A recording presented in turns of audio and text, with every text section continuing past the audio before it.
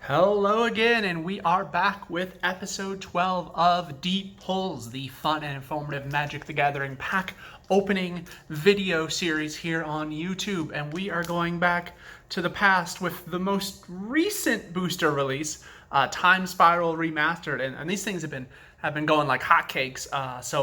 Let's see what's inside. The big draw right now is those sweet old border cards. So let's see what we get, and we'll talk about everything along the way. We've got here a homing sliver. This was originally a Future Sight card, with the intention being that this wizard cycling ability was just basically a new form of cycling that had not been seen before, hence the kind of future aspect of it here. One of the things that's really interesting to me is that they did wizard cycling on a couple other cards in this set. Sorry, this is sliver cycling.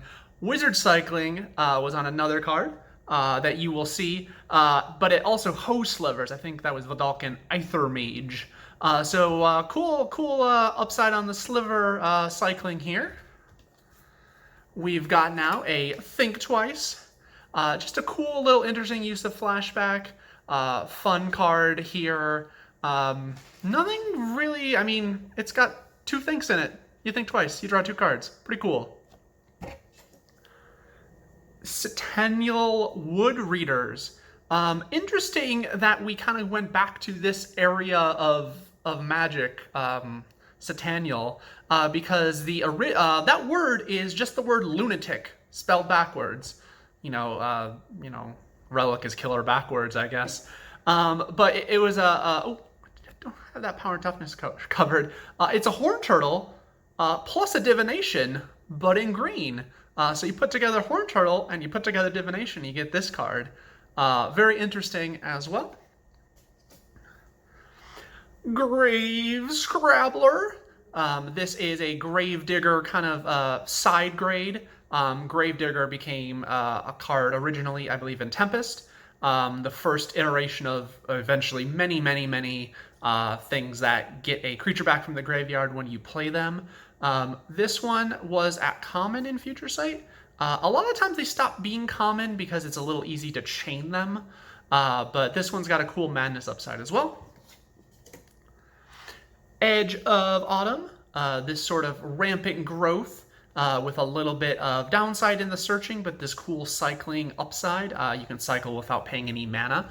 That no mana cycling ability, which you see on a couple other cards in Future Sight, like Street Wraith, ended up staying very popular and getting a lot of play. Lymph Sliver, another of the future-sighted slivers, because this absorb keyword is completely made up and has never appeared on anything else ever before. But the future-sighted version looked pretty cool. Rift Elemental, this card that sort of ate your time counters for a little bit of benefit. Really kind of cute. There was a cycle in Future Sight of cyclical time suspended cards where they would come off suspension and then immediately get put back on. This was a really fun combo with those if you wanted to move through them pretty quickly, and a decent archetype enabler as well. Here we've got the Infiltrator Core. One of the things that's most interesting about this to me, and I believe I've not mentioned before, is this is basically, in terms of its stats, it is a time-shifted version of Dothai Infiltrator, which was just a 3/1 shadow for 2 and a black. You get that same power and toughness and creature combat and shadow keyword, but you also get the cool little suspend as well. We've got here a Watcher Sliver. One thing interesting about slivers that I don't know we've talked about so far is you'll notice the templating here. All of your slivers, all slivers, not just the ones you control, that's important, get +0/+2. This eventually was a polarizing kind of thing in Magic history. All earlier slivers had the templating where, in Tempest originally, where they gave all slivers +1/+1, because in storyline, that's how they were themed. They shared so much of like a common mind, I guess, common synapses. I don't know exactly what it was, but they shared so much in common that that's why on either side of the battlefield they would gain abilities. Eventually, when these came back in M14, they were themed to be just your slivers. It was determined that all slivers was kind of a feel bad, and honestly, it sort of was, but it's still cool seeing these old ones compared to the newer ones. We've got here Knight of Circe. 2/2 flying and flanking here with the suspend ability. Again, nothing particularly iconic from other flankers that I can think of in Mirage history. If there was a flying flanker in Mirage, I'll just put a picture of it up here so you can see it, but nothing I can think of. Still, pretty cool card. Big Game Hunter. So we've got here Big Game Hunter.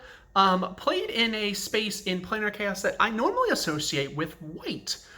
Which is, I guess, both being a rebel and this destroying creatures with power 4 or greater. That's a space that white has played in for forever, all the way back to Reprisal, which is originally in Alliances that had that effect. But even in the newest spoilers for Strixhaven, we see a card that basically also has that same effect. Defense of the school, something weird like that, but it's still alive and kicking in white, not very frequent in black, but I guess you got Madness to make it feel a little more black. Now we've got Haze of Rage, a cool little combination in Future Sight of 2 keywords. This is Buyback and Storm. I think they were trying to mess around with Storm and put maybe the least game-breaking abilities they possibly could on a Storm card. And creatures gain +1/+0 is relatively tame because in order to enable Storm, it's hard to enable Storm and have a really big board of creatures as well. So luckily, I don't think it's banned anywhere, even though Storm as a mechanic has been kind of all over the place and caused a lot of trouble everywhere. We've got a Rift-marked Knight. I love this card because of the cool little token you get with it. You get the 2/2 white version normally for, fair mana cost, but then if you suspend it, you also get its black version that is pro-white. So really cool template, really cool way to kind of play off of the traditional White Knight, Black Knight, which was kind of defined white and black creatures for a long time. In terms of there was always this kind of mirror where white got a card that was pro-black and black got the exact same card that was pro-white. So cool to see it combined into one on this thing. We've got a Reiterate. Reiterate is a version of Fork, Fork with buyback essentially.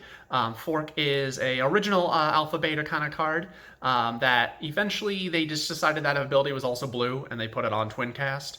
But here it's just a mono red card and it's got the cool buyback.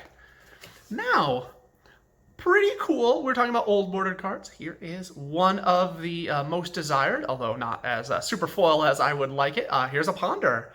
Ponder was originally printed in Lorwyn and kind of had this weird merfolk theming. They eventually did reprint it in a core set, I believe M10, maybe even M11 as well. But still extremely popular and kind of valuable as well, for a common especially, despite the fact it's been printed in quite a few sets. This version looks really cool in this art. I mean, I can't say I don't love it here. Just a really sweet card, banned in a bunch of formats for how good of a digger it is, how much it lets you kind of set up your early turns for just a single mana. And of course, to kind of wind it down, we've got the Sapling token here. It's a Sapling. It's in a lot of sets, and it's not pretty remarkable. With that said, though, the fact that we pulled this Ponder is really sweet, and the art looks just amazing here in the new its new frame, which is really the old frame. But really glad we pulled this, and I'm really also glad that you stuck around for a new episode of Deep Pulls. Please join us tomorrow.